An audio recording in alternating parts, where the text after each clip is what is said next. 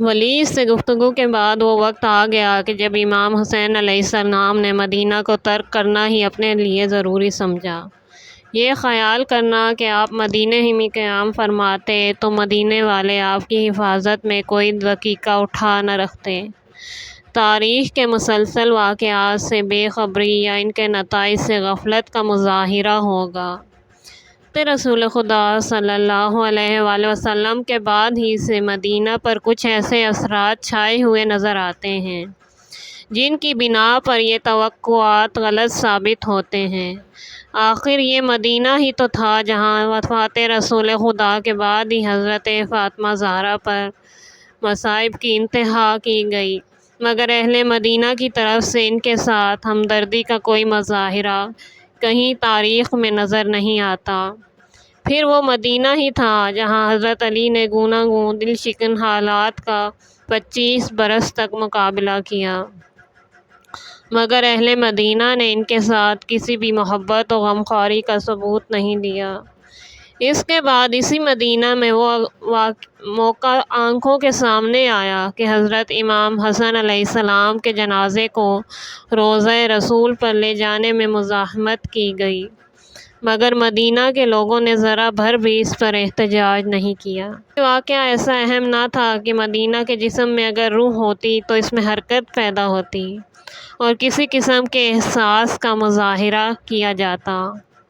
یہ تو کربلا کے پہلے کے کچھ نمونے ہیں، اور خود 61 ہجری میں حیرت انگیز مگر ناقابل انکار صورت سے اہل مدینہ کی خاندان رسول صلی اللہ علیہ وآلہ وسلم کے بارے میں بے حسی کا ثبوت یہ ہے کہ حضرت امام حسین علیہ السلام جب شہید ہو گئے اور آپ کے دردناک مصائب و مظالم کا اہل مدینہ کو حال معلوم ہو گیا، تب بھی اہل مدینہ نے خون حسین کے انتقام کے لیے کسی بے چینی کا مظاہرہ نہیں کیا، اور باوجود یہ کہ عراق میں تلاطم ہو رہا تھا، حجاز اس بارے میں بالکل خاموش تھا۔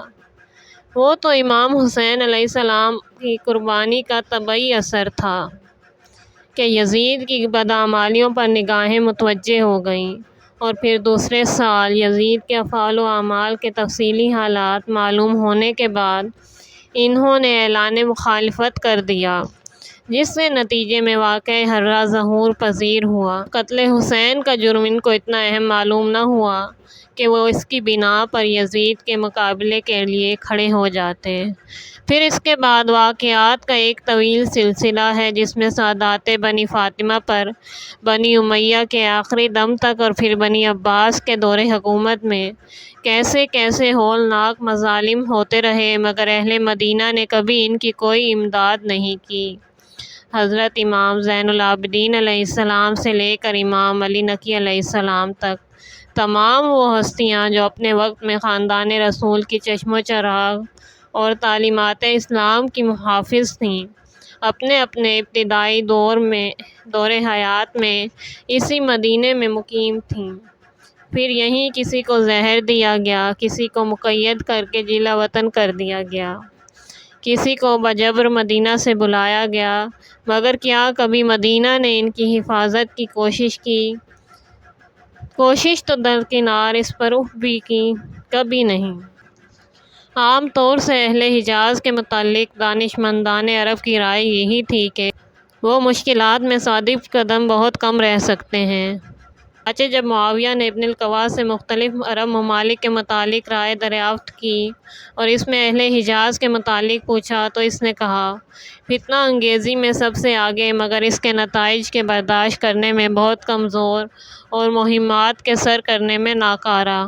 اس صورت میں حالات اور بعد کے واقعات بتلاتے ہیں اگر امام حسین علیہ السلام عاقبت اندیشی کر کے مدینہ رسول کو خالی نہ کر دیتے تو مروان، جس نے ولید کو قتل حسین کا مشورہ دیا تھا اور ولید کے اس مشورے پر عمل نہ کرنے سے سخت برہم ہوا تھا، ولید کے ملائم طرز عمل کی اطلاع یزید کو دیتا اور اس وقت یزید کا عتاب نامہ ولید کے پاس آتا، تو یا تو خود ہی ولید کو پھر عمر سعد کی طرح باوجود اپنے ضمیر کی مخالفت کے مال و جاہ، دنیا کی طمع اور حکومت کے خوف سے حسین کے خلاف اقدام کرنا پڑتا، یا کوفہ کے نعمان بن بشیر کی طرح اس کو معزول کر کے مروان ابن حکم یا اسی کے مثل کسی دوسرے شفاق اور سخت ترین دشمن اہل بیت کو مدینہ کا حاکم مقرر کیا جاتا، اور فرزند رسول صلی اللہ علیہ وآلہ وسلم کے خون سے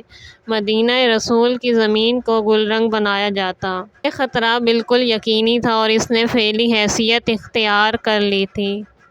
اس خط سے جو ولید نے یزید کے نام لکھا تھا، جس کا مضمون یہ تھا: خلیفۃ المسلمین یزید کی خدمت میں ولید بن عتبہ کی جانب سے گزارش ہے کہ حسین بن علی آپ کی خلافت کو تسلیم نہیں کرتے، نہ وہ آپ کی بیعت پر تیار ہیں، اب جو آپ کی رائے ہو۔ تو اس کے جواب میں یزید نے لکھا: اس میرے خط کی تعمیل جلدی کرنا کہ تمام ان افراد کی جنہوں نے میری بیعت دی ہے اور جنہوں نے بیعت نہیں کی ہے مکمل فہرست جلد بھیجو، لیکن اس جواب کے ساتھ حسین بن علی کا سر موجود ہو۔ اس حکم کی گرمی کے مقابلے میں ولید کہاں ٹھہر سکتا تھا؟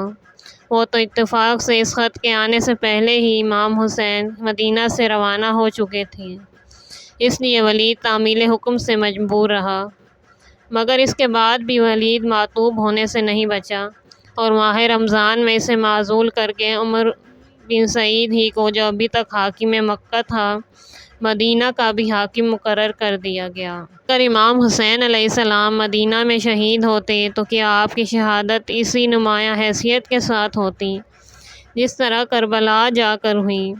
سیاست حکومت کا یہ تقاضا ہرگز نہ ہوتا، بلکہ اسے طرح طرح کے لباس پہنائے جاتے، یا تو امام حسن علیہ السلام کی شہادت کی طرح کوئی زیادہ اشد فراہم کی جاتی، یا حضرت علی علیہ السلام کی طرح کوئی ابن ملجم کی طرح خارجی، جس کے بعد بھی حکومت دمشق کا دامن اس الزام سے بری ہی ثابت کیا جاتا۔ اس صورت میں حسین علیہ السلام واقعی قتل ہوتے، یعنی وہ دنیا سے جاتے بھی، اور سلطنت دمشق کے چہرے پر اسلام و انسانیت کی نقاب پھر بھی پڑی رہتی۔ امام حسین علیہ السلام اس کے لیے ہرگز تیار نہ تھے۔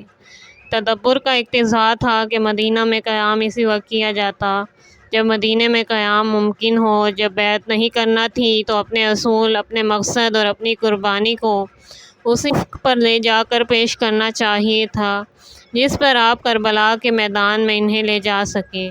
بے شک یہ سفر کوئی معمولی سفر نہ تھا، وہ کربلا کی منزل کا پہلا مرحلہ یا آخرت کے سفر کا پہلا قدم تھا۔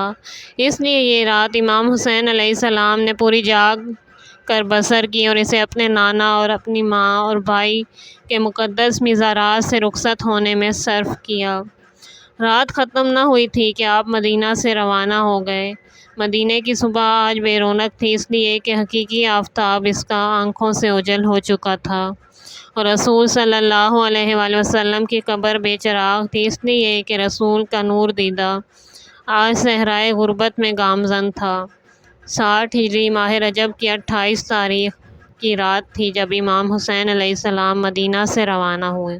اس وقت آپ کی زبان پر قرآن کی آیت تھی۔ آیت میں حضرت موسیٰ علیہ السلام کا ذکر ہے، اس وقت کا جب وہ فرعون کے ظلم و تشدد سے بیزار ہو کر مصر سے باہر نکلے ہیں۔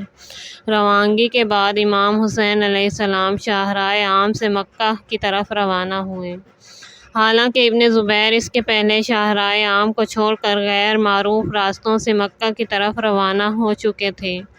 یہی مشورہ آپ کو بھی دیا گیا، مگر آپ اپنی مدینہ سے روانگی کو فرار کی حیثیت دینے پر تیار نہیں تھے۔ آپ نے اس مشورے پر عمل کرنے سے انکار کر دیا اور کہا، نہیں، میں تو اسی راستے سے جاؤں گا، پھر خدا کو جو منظور ہو۔ آپ نے اپنے دادا ابو طالب کی تمام اولاد کو اپنے ساتھ لیا، جن میں آپ کی 2 بہنیں حضرت زینب اور ام کلثوم بھی تھیں۔ اس کے علاوہ سب بھائی، بھتیجے اور متعلقین آپ کے ساتھ تھے، سوائے محمد بن حنفیہ کے، جو کسی مجبوری یا مصلحت سے مدینہ میں چھوڑ دیے گئے۔ ام ہانی بنت ابو طالب ویرانہ سالی کی وجہ سے نہ جا سکی تھیں۔ ان کے علاوہ اولاد ابو طالب میں سے کوئی بھی حسین سے جدا نہیں ہوا، اور یہ ایک تاریخی حقیقت ہے کہ حسین علیہ السلام کے ساتھ بنی ہاشم میں سے سوائے اولاد ابو طالب کے کسی اور سلسلے کا ایک شخص بھی میدان کربلا میں نظر نہیں آتا۔ اس طرز عمل سے بھی آپ نے صرف اپنے گھر والوں کو ساتھ لیا۔ صاف نمایاں تھا کہ آپ جنگ کے ارادے سے روانہ نہیں ہو رہے۔ مدینے سے باہر نکلنے کے بعد امام حسین علیہ السلام نے مکہ معظمہ کی طرف رخ کیا۔ یہ کہ مکہ میں عرب کے قدیم روایات نیز اسلام کے مخصوص تعلیمات کی بنا پر کسی جانور تک کا قتل بلکہ گھاس تک کا بھی اکھاڑنا جائز نہیں۔ امام حسین علیہ السلام نے یہاں پہنچ کر اپنے کو ظاہری طور سے ایک محفوظ آغوش کی پناہ میں ڈال دیا اور یہاں رہ کر آپ خاموشی کی زندگی گزارنے لگے۔ نہ امور سلطنت سے غرض اور نہ مہمات ملکی سے کوئی تعلق۔ آپ نے مکہ پہنچ کر بھی نہ کہیں خطوط اور رسائل روانہ کیے اور نہ مختلف اطراف و جوانب کے لوگوں کو اپنی نصرت کی طرف دعوت دی۔ یہ بھی آپ کے مقصد کا تعین کے لیے آپ کے کردار کا ایک اہم جز ہے۔ آپ کا مکہ میں ورود 3 شعبان 60 ہجری کو ہوا۔ اس وقت آپ کی زبان پر قرآن مجید کی سورہ قصص کی آیت 22 تھی۔ یہ بھی حضرت موسیٰ علیہ السلام کے واقعے سے متعلق ہے جب انہوں نے مدین میں پناہ لی تھی۔ آپ نے مکہ میں پہنچ کر شعبہ علی میں قیام کیا۔ عبداللہ ابن زبیر آپ سے 1 دن پہلے پہنچ چکے تھے۔ ان کے مکہ میں اچانک پہنچنے کے ساتھ لوگ ان کے گرد جمع ہو گئے تھے اور انہیں ایک مرکزیت سی حاصل ہو گئی تھی۔ لیکن امام حسین علیہ السلام کے مکہ میں پہنچنے کے ساتھ لوگوں نے عبداللہ ابن زبیر کو ناگواری پیدا ہوئی اور انہیں اندازہ ہو گیا حسین کی موجودگی میں ان کا کوئی اثر قائم نہیں ہو سکتا۔ مصلحت وقت کی بنا پر وہ بھی صبح و شام دونوں وقت امام حسین کے پاس آنے جانے لگے۔ معاویہ کی وفات ہوئی تو مدینے میں ولید بن عتبہ بن ابی سفیان کی حکومت تھی اور مکہ میں یحییٰ بن حکیم بن صفوان بن امیہ اور کوفہ میں نعمان بن بشیر انصاری اور بصرہ میں عبید اللہ ابن زیاد گورنر تھا۔ معلوم ہوتا ہے کہ حکومت دمشق کو یحییٰ بن حکیم پر اطمینان نہ تھا، چنانچہ امام حسین علیہ السلام کے مکہ میں پہنچنے کے بعد یحییٰ بن حکیم کو معزول کیا گیا۔ عمر ابن سعید بن عاص بن امیہ کو گورنر مقرر کیا گیا۔ پھر جب ولید کے طرز عمل کی اطلاع اور شاید مروان کی طرف سے رپورٹ یزید کو پہنچی تو ولید کے بجائے بھی اسی عمر بن سعد کو مقرر کیا گیا۔ مگر یہ بات کی بات ہے، بعد میں یہ بھی ظاہر ہوگا کہ کوفہ کے گورنر کی پالیسی بھی حکومت دمشق کو ناگوار ثابت ہوئی اور وہاں بھی تبدیلی کی ضرورت پیش آئی۔ اس کی وجہ صرف یہ تھی کہ امام حسین علیہ السلام کے معاملے میں یزید کا طرز عمل اتنا غیر منصفانہ اور جارحانہ تھا، اسے اپنے مقصد کی تکمیل کے لیے آدمی نہ ملتے تھے اور خود اس کے گورنر اس کے احکام کی تعمیل اس کی خواہش کے مطابق نہ کر سکتے تھے۔ صورتحال سے ظاہر ہے کہ عمال حکومت میں سے جو بھی حسین علیہ السلام کے ساتھ ذرا مراعات برتنے کا رجحان ظاہر کرتا تھا فوراً ہٹا دیا جاتا تھا۔ تلاش تھی ایسے لوگوں کی جو اہل بیت رسول صلی اللہ علیہ وآلہ وسلم کے ساتھ کسی مراعات کی جگہ اپنے دل میں نہ رکھتے ہوں۔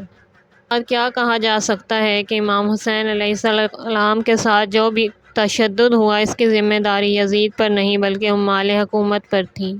اس وقت امام حسین علیہ السلام کا مکہ معظمہ میں قیام ایک پناہ گزین کی حیثیت سے تھا اور یہی مشورہ تھا جو آپ کو مدینہ سے روانگی کے وقت آپ کے بھائی محمد حنفیہ نے دیا تھا، جسے آپ نے پسند کیا تھا۔ مکہ میں حالات کے سازگار ہونے کی صورت میں کیا ہوگا، اس کے متعلق محمد بن حنفیہ کی رائے یہ تھی کہ اگر وہاں حالات آپ کے موافق نہ ہوں تو آپ نکل جائیے گا ریگستانی صحراؤں میں اور پہاڑوں کے دامنوں میں، شہر سے دوسرے شہر میں منتقل ہوتے رہیے گا یہاں تک کہ لوگوں کے حالات کا آخری نتیجہ سامنے آئے، اور اس وقت کوئی قطعی رائے قائم کیجیے۔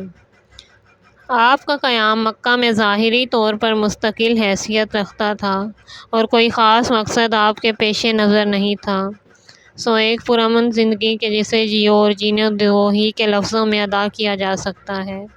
یہاں آپ نے نہ تو کوئی اپنی موافقت میں کوئی عسکری طاقت فراہم کی اور نہ جمہور کو یزید کے خلاف مشتعل کیا۔